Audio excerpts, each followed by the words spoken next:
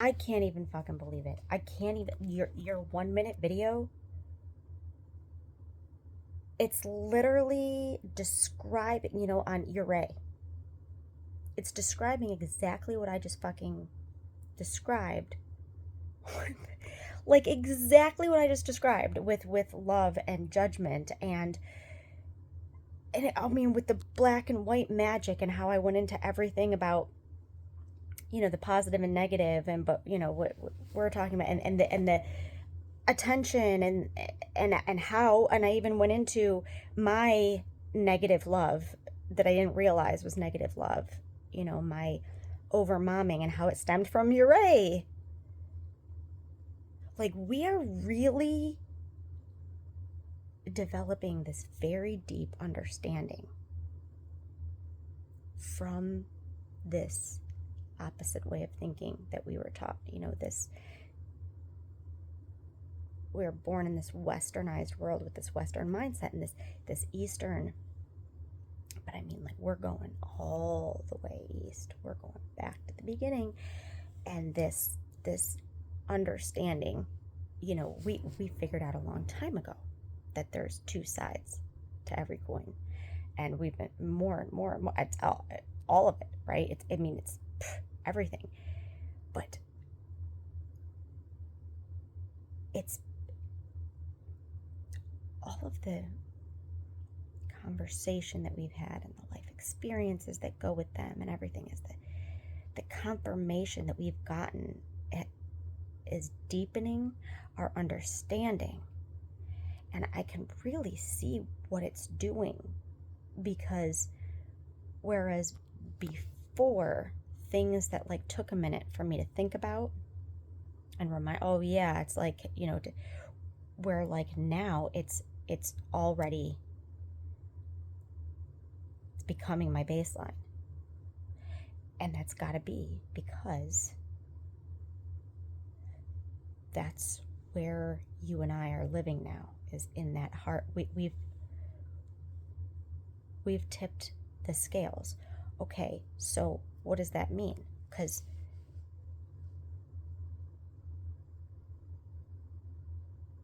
you can't see what we see. And have we been here? Like, but in order for us to move on, to the next one, like there's got to be, you don't just discover something and then all of a sudden, like, okay, you can discover something, but then to really understand it takes some more living experience, some more life, some more noon, some more knowledge.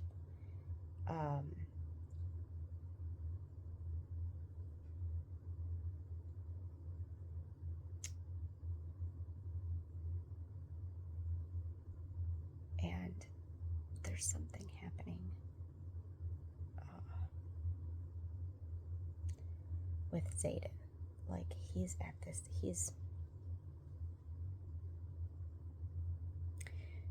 so, okay, he was definitely born this very special kid, right?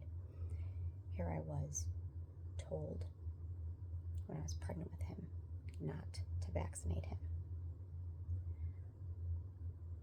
Why? Something that has to do with this autistic thing, because I knew that, even though I had no fucking clue, I knew that there was some sort of link between autism and vaccines. And like I've told you before, like, I have a feeling that it's connected to this level 2 and level 3, whatever. But not only did I not vaccinate him, but I've had this inner feeling of,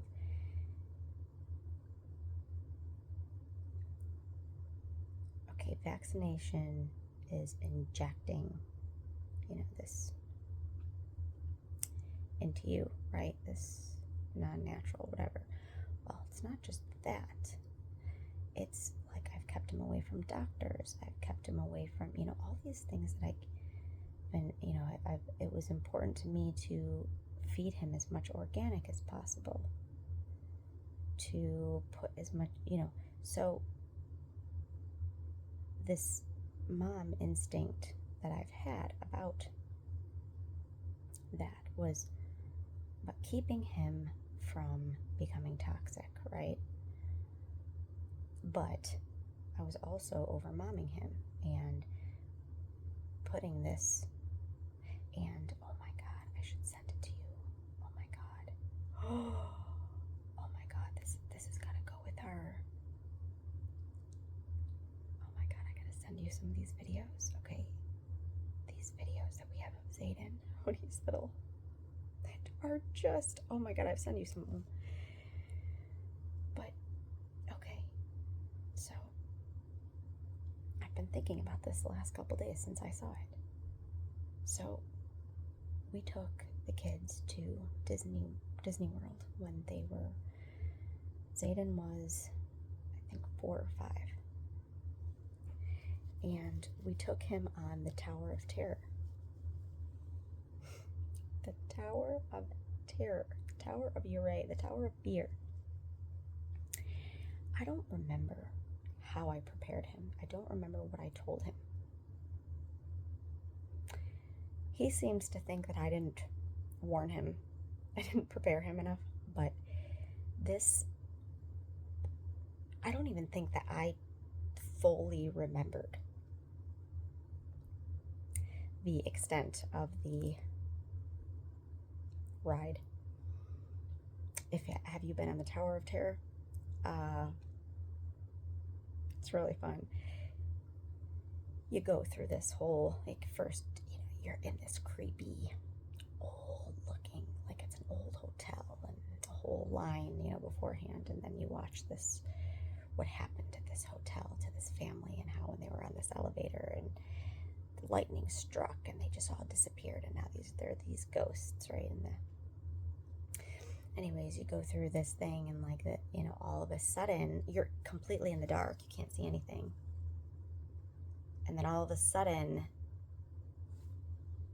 the thing opens. You can see the outside, and all of a sudden, you just drop.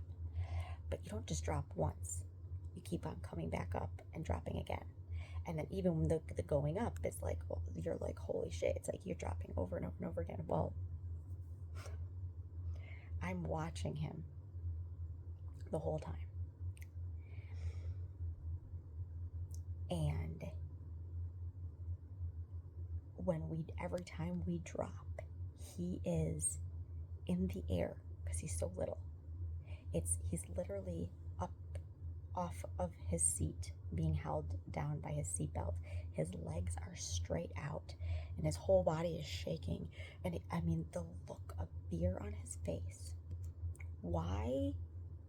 It was the funniest thing in the world to me. I don't know, but I was laughing so hard that I couldn't even talk. I was trying to reach over and put my hand on him and tell him that it's okay, everything's gonna be but I couldn't even, because I was laughing so hard that I couldn't and we're dropping over and over and over again, and I'm watching it over and over again, and I'm just losing it. I'm dying laughing, right?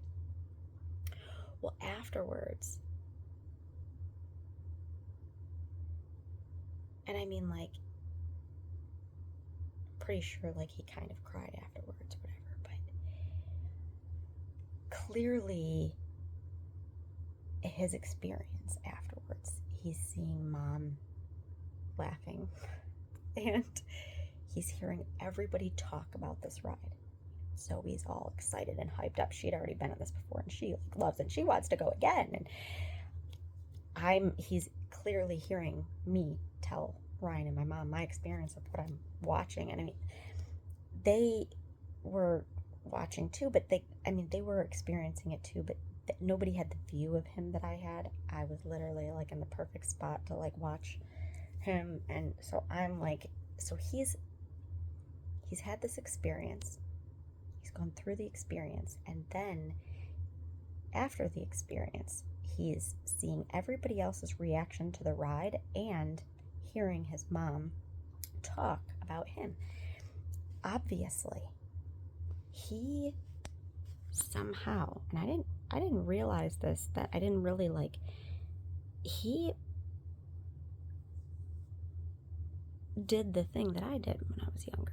And he must have, when he heard me talking about him, he must have felt like that was wrong. Like his reaction was wrong. Nobody else is crying and in fear. Everybody else is laughing, having fun.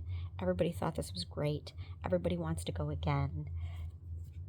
But then we're talking about how fearful he was. He must have taken that like that was, he had the wrong response. Even though there's no like judgment. Zayden, why were you scared? Like, no, like we were just, I was entertained by it. And he clearly felt my, like, 'cause afterwards I was so like, picking him up and like, it's okay, you know what I mean? Like consoling him, like, so there was nobody judging him, telling him that that was the wrong response. But this is what he obviously, because and I don't remember our conversation, I mean, I slightly do, but we have our conversation with him on film later on that night, and Ryan is like kind of interviewing him about what he thought about that ride. And I'm gonna send it to you. He's laughing about it. First thing he says is, because Ryan's like, what did you think about that, Ryan? And he was like, oh, I thought it was great and so fun. Like, he literally sounds like he's been trained to say what he was scripted to say, like he's reading a script. And then he proceeds to talk about how, like, because when Ryan says, were you scared? And he says, no, I was pretending to be scared.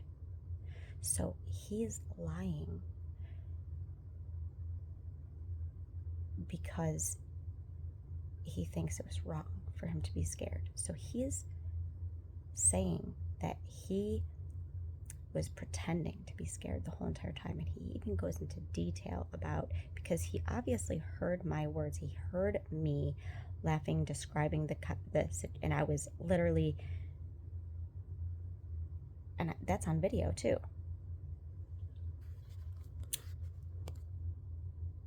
Where I'm talking about, like, literally describing what I saw, the whole entire thing. And so whatever Zayden heard, like, he then used it as part of his, and he was like, part of his whole, he was going, so he heard me, obviously, that his butt was off the ground and that he was shaking. So he heard that as, he turned that into, I was shaking my butt.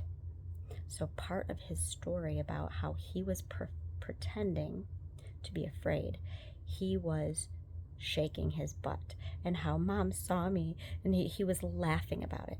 Like, he's literally,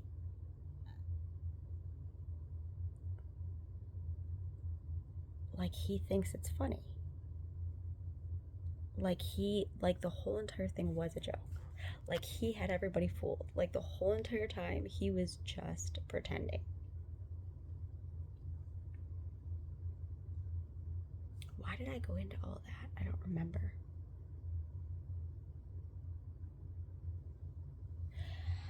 I don't know, but I was talking about Zayden and how I can see him,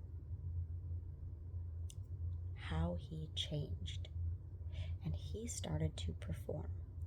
He started to adopt this idea that many of his natural ways and experiences, whatever, were wrong. And he started to perform. And you can see all the videos after that, from the way up through BMX. You can see him being this performer. And playing along with this whole shitty, because I did the same thing. Like this was something that was passed on. Like, I know that my kids would hear me talk about them and brag about them, and because, like, and I know that this comes from my mom. Like, she's always done the same thing. She's always bragged about me, and I heard her bragging about me and telling people. So it was like I felt like I needed to tell people how great my kids are too, so that everybody knew how great of a mom I was, how great of a job I was doing. So obviously my kids would hear this and they would adopt this. Oh shit, my mom's calling now. They would adopt this way of, so they're performing. And I think that Zoe got this even worse. I think that she's got this. So both of my kids are being worked on right now, to undo all of that damage. But Zayden right now, like, so it went through, and then BMX was the last fucking straw, man. Like, man, talk about having to push your engine to the, because, I mean, he had to pretend that he was wanting to race, and so that's like the emotional and the mental and the, whatever, and the pretending, like, with your words and all that kind of stuff, running your engine. But then he actually had to run his, like, physical at the same time. Like, obviously he burned out. He's fucking still in burnout. He's been in burnout for years. But during this burnout, this reboot, he's going all the way back to the beginning, and he's fucking, I think that that's what this part of the sickness is about. I mean, you should see, I've never seen anything like it. I've never seen anybody, like, spit up, cough up this much crap. Phlegm and stuff. And I feel like that there's some sort of turning point here, and I was listening to him last night and where he's at, man, like, and he misses Zoe being here. He misses a relationship with his sister, and I think, like, he's gonna hit rock bottom for a little bit, like, his view of himself, and, like, it's gonna have to be, and it's gonna have to build from there. Because last night he didn't want to be alone, and he came in here, and so Ryan stayed overnight last night, and because they were Fort Myers. I forget where his shoot is, but their shoot kept going, and so they ended up just staying. And Zayden came in, and he slept with me, and I let him, even though, like, he's so fucking sick. And he's coughing the whole entire night, but, like, I knew, like, he needed, I don't know, like, he needed to be near me. And, I don't know, something is definitely going on with him right now that is, like, part of what we're learning. Like, he is this, but it's really hard to be the mom watching him go through what and now recognizing, knowing that there's nothing that I can do to force it to happen a certain way. Like, I have to just be here. How to do that, what I'm supposed to do, maybe that's why my my functioning and, this, and I'm not able to really function very well in the world because that's being taken away so that I can't be this over executive functioning person and figure it all out and direct it. That's like being taken away from me for right now because it needs to be so that I don't make that mistake. Anyways, fuck, I gotta call my mom back and I gotta go to the store. Okay, until later. Love you. Shalom.